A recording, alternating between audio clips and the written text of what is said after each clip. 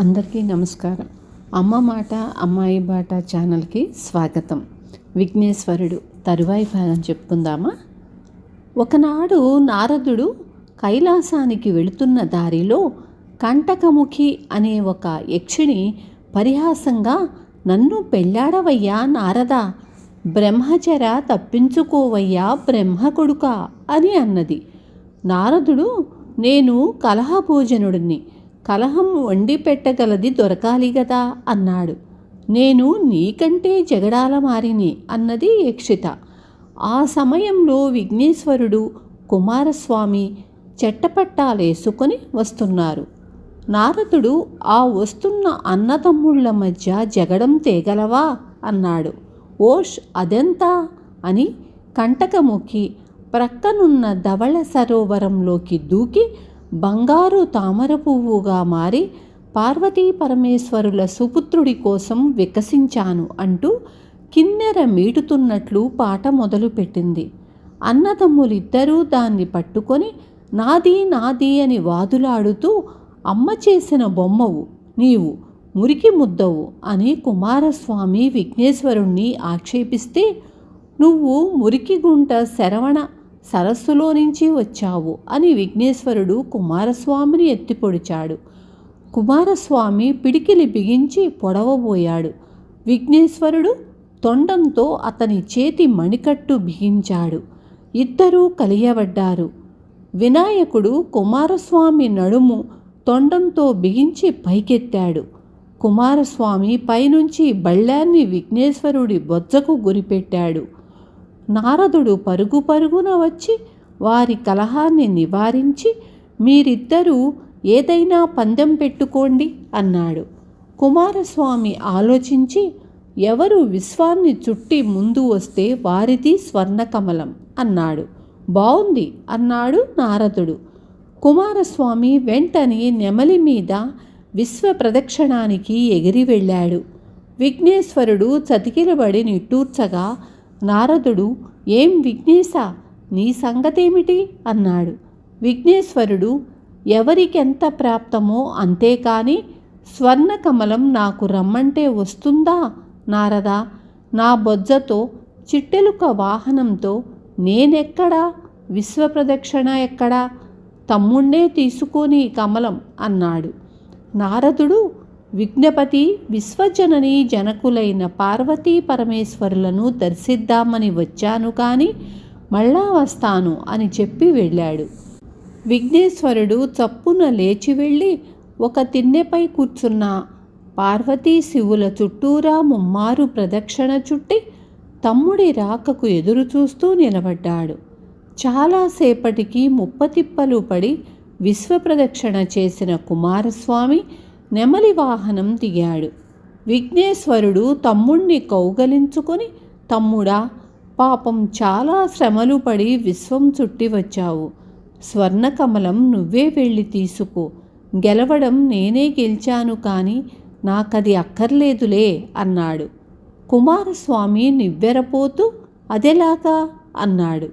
నీకంటే ముందు నేనే ముమ్మారు విశ్వప్రదక్షిణ చేసి నిలబడ్డాను, ఎవరినడుగుతావో అడుగు అన్నాడు విఘ్నేశ్వరుడు. విఘ్నేశ్వరుడే గెలిచాడు అని ఆకాశవాణి ముమ్మారు పలికింది. కుమారస్వామి నిజం తెలుసుకొని వినాయకుడి ముందు మోకరిల్లి, అన్నా, నేను పెద్ద తపస్సు చేసి బ్రహ్మజ్ఞానం పొందానే కానీ చిన్న విషయంలో అజ్ఞానంలో పడ్డాను. నువ్వు కుశాగ్ర బుద్ధివి, నీ ముందు నేనెంత, నీ తరువాత వాణ్ణే కదా, తారకాసురుడిపై యుద్ధానికి వెళుతున్నాను, నన్ను ఆశీర్వదించు అన్నాడు.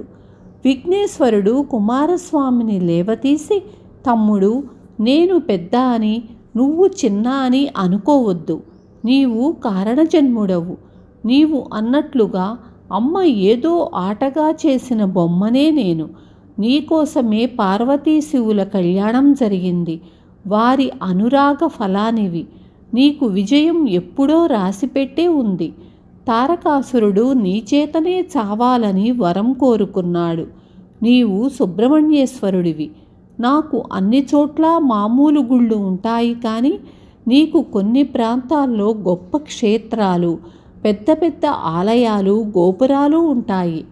ప్రముఖ దైవమూర్తిగా ఆరాధింపబడతావు. శీఘ్రంగా వెళ్ళి తారకాసురుడి బెడద వదిలించు అన్నాడు. కుమారస్వామి దేవతలకు సేనాధిపతిగా తారకాసురుడిపై దాడి వెళ్ళాడు.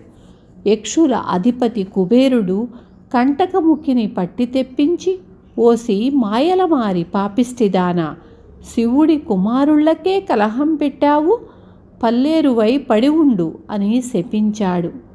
కంటకలత ప్రాధేయపడగా విఘ్నేశ్వరుడి అనుగ్రహం వల్లనే శాపం తొలుగుతుంది అని చెప్పాడు. కుబేరుడు కంటకముఖి పల్లేరు ముళ్ళడొంకగా భూమి మీద మొలిచింది. కుమారస్వామి దేవతలకు సేనానాయకుడై తారకాసుర నిర్మూలన చేశాడు. అతనికి దేవేంద్రుని కుమార్తె దేవయానను ఇచ్చి వివాహం జరిపించడానికి సర్వసన్నాహాలు చెయ్యబడ్డాయి. కానీ అన్నకు కానితే తమ్ముడెలాగ చెయ్యడం అన్నారు. పార్వతి విఘ్నేశ్వరుడితో, ప్రియనందన, తమ్ముడి పెళ్ళి జరగాలంటే నువ్వు పెళ్లి చేసుకోవడం నీ ధర్మం అన్నది.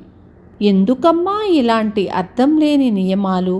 ఎవరి ఇష్టానుసారం వారు చేసుకోవడం తోక తెగిన నక్క సామెతగా నాలాంటి ఏకాంతుల్ని రొంపిలోకి దింపటం మంచిది అనిపించుకోదు అన్నాడు విఘ్నేశ్వరుడు తొలి విఘ్నంగా. విఘ్నేశ్వరుడు ఇలా ఎన్నో సాకులు, విఘ్నాలు కల్పించుకుంటూ వచ్చాడు. ఒకసారి చాలా పట్టుదలతో పార్వతి పెళ్లి చేసుకోమని తొందర పెట్టింది. అమ్మా, నేను తపస్సు చెయ్యాలి. తమ్ముడు చేశాడు కానీ నేను చెయ్యలేదుగా అని విఘ్నేశ్వరుడు తపస్సుకు బయలుదేరాడు. ఇంద్రుడు అప్సరసలందర్నీ విఘ్నేశ్వరుడి తపోభంగం చెయ్యండని పంపాడు. ఆర్కా అనే అప్సర నిరాకరించింది. ఇంద్రుడు, నువ్వు మాలకాకివి, అంటరాని జిల్లేడువై భూమి మీద మొలువు అని శపించాడు. విఘ్నేశ్వరుడు తపస్సు చెయ్యడానికి అనువైన చోటు వెతికి ఎన్నుకున్నాడు. ఆ ప్రదేశంలో పల్లేరు డొంకలు నేలంతా విస్తరించి ఉన్నాయి. జిల్లేడు పొదలు, మొగ్గలు నిండుగా తొడిగి విచ్చుకుని ఉన్నాయి. విఘ్నేశ్వరుడు తపస్సు సాగిస్తున్నాడు. అప్సరసలు అక్కడకు వచ్చి నాట్యం మొదలుపెట్టారు. వాళ్ల కాళ్లకు పల్లేరుకాయ ముళ్ళు గుచ్చుకొని పడిపోతూ ఉంటే, ఒంటి నిండా పల్లేరు ముళ్ళు గుచ్చుకుంటూ ఉంటే మూలుగుతూ ఆర్తనాదాలు చేశారు. విఘ్నేశ్వరుడికి ధ్యానభంగమై జరిగింది చూశాడు. పల్లేరు తీగల పట్ల అభిమానం కలిగింది. అప్సరసలు భయంతో పడుతూ లేస్తూ కుంటుకుంటూ పారిపోయారు. పల్లేరుగా మొలిచిన యక్షిణి కంటకముఖి, స్వామి, మీ అన్నతమ్ముళ్లకు తగవు పెట్టి కుబేరుడి శాపం పొంది ఇలా పడి ఉన్నాను, అనుగ్రహించు అని వేడుకుంది. ఆ రోజు సరిగ్గా భాద్రపద శుక్ల చవితి, వినాయక చవితి రోజే విఘ్నేశ్వరుడు కంటకముఖి శాపం తొలగించి, వినాయక చవితి నాడు నీ పల్లేరు ముళ్ళ కాయలను వికట వినోదంగా ఉపయోగిస్తారులే అన్నాడు. యక్షిణి అలకాపురి చేరుకుంది. అప్పుడు జిల్లేడు, స్వామి, నన్ను కూడా అనుగ్రహించండి. ఇంద్రుడి ఆజ్ఞ నిరాకరించి శాపం పొంది అంటరాని దాన్నిగా ఇలా పడి ఉన్నాను. నేనెందుకు కొరగాని దాన్ని, ఆర్కా అనే అప్సరసను, నీ యందు భక్తి శ్రద్ధలు కలదాన్ని అంది.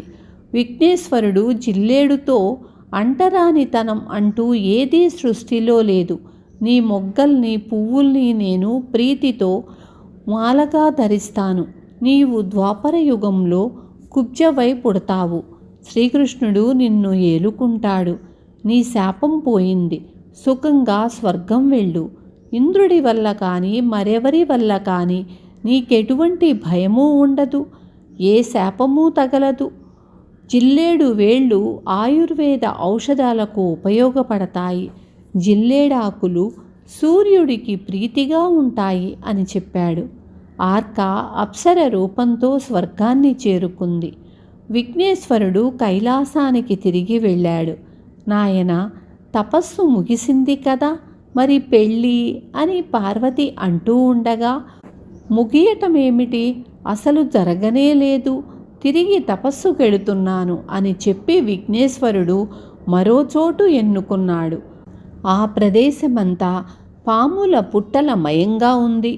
చుట్టూ వలయంగా పుట్టలున్నట్లు చూసుకుని తపస్సు మొదలుపెట్టాడు. పుట్టల్లో నుంచి పాములు నిటారుగా లేచి పడగలు విప్పి బుసలు కొడుతూ కాపలా కాయసాగాయి. ఇంద్రుడు మూషికాసురుడి అనుచరులైన రాక్షసులకు మీ యజమానిని వాహనంగా చేసుకొన్న విఘ్నేశ్వరుడు మిమ్మల్నందరినీ నిర్మూలించడానికి తపస్సు చేస్తున్నాడు, పగ తీర్చుకోండి అని కబురు పెట్టి ఉసిగొల్పాడు. రాక్షసులు వినాయకుడి మీద దాడి చెయ్యగా మహాసర్పాలు పాతాళం నుంచి కట్టలుగా వచ్చి వాళ్ల పొగరు అణిచాయి. చచ్చిన వాళ్ళు చావగా మిగిలిన వాళ్ళు తమ తెలివి తక్కువను నిందించుకుంటూ ఇంద్రుణ్ణి తిడుతూ అక్కడి నుంచి పారిపోయారు. ఇంద్రుడు మంచి ఉల్లాసవంతులైన దేవతా పురుషుల్ని వారితో అప్సరసలను కలిపి పంపుతూ విఘ్నేశ్వరుడికి రాగోదయం కలిగేలా మీ ప్రతాపం చూపండి అని ఆజ్ఞాపించాడు. వాళ్ల వెనుకనే వజ్రాయుధం పట్టి వెళ్ళాడు. దేవతలు అప్సరసలతో జంట జంటలుగా సురసేవిస్తూ కోలాహలం చేస్తూ ఆటపాటలు మొదలుపెట్టారు. నాగులు బుసలు కొడుతూ విరుచుకుపడి వాళ్లను చుట్టుకొని కోరలతో కాట్లు వేయసాగాయి. ఇంద్రుడు నాగులపై వజ్రాయుధాన్ని జొలిపించాడు. నాగుల కోపం రెచ్చిపోయింది. నాగలోకం నుంచి బిలబిలమని మహాసర్పాలన్నీ వచ్చి దేవతల్ని స్వర్గానికి తరిమాయి. దేవతలకు నాగులకు చిన్న యుద్ధం లాంటిది జరిగింది. ఇంద్రుడి వజ్రాయుధాన్నే లక్ష్య పెట్టకుండా నాగులు స్వర్గాన్ని ముట్టడించి గగ్గోలు పుట్టించి మరీ వెళ్ళాయి. విఘ్నేశ్వరుడు నాగుల సహాయానికి సంతసించి పాములను ఎత్తుకుని ముద్దాడి అలంకారాల్లాగా మీద వేసుకుని కైలాసానికి వెళ్ళాడు. పార్వతి అతని పాములవాడి వాలకం చూసి నివ్వెరపోయింది. అమ్మా, తండ్రి సొత్తు తనయుడికి సంక్రమించటం సహజమైనదే కదా. శంకరాభరణాలు నాకు భూషణాలే. అదీకాక పాములు నాకు ప్రాణమిత్రులై ప్రాణాలకు తెగించి కాపు కాశాయి. ఆప్తమిత్రుల అండదండలే కదా నిజమైన దండకడియాలు, అమూల్యాభరణాలును. అందుకే నాగభూషాయ అనిపించుకున్నాను అని విఘ్నేశ్వరుడు చెప్పాడు. శివుడు చిరునవ్వులు ఒలికించాడు. పార్వతి వినాయకుడి వింత చేష్టలకు విసుక్కుంది. ఆ విధంగా వినాయకుడు విఘ్నాలు తెచ్చిపెట్టుకుంటూ వచ్చాడు. పార్వతి మళ్ళీ మరొకసారి బలవంత పెట్టింది. అమ్మా, ఏదైనా ఘనకార్యం చేస్తేనే కదా సమర్థుడనిపించుకుంటారు. నేనేదైనా చేసి తమ్ముడిలాగా గనుడిననిపించుకోనిదే ఎలాగ పెళ్లి చేసుకోమంటావు అన్నాడు విఘ్నేశ్వరుడు. నీకేం తక్కువయ్యా నాయనా, సమర్థుడివి కాక వాజమ్మవా ఏమిటి అంది పార్వతి. విన్నారు కదా విఘ్నేశ్వరుడి ముచ్చట్లు, వినోదాలు. రేపు మళ్ళీ తరువాయి భాగంతో మీ ముందుకొస్తాను.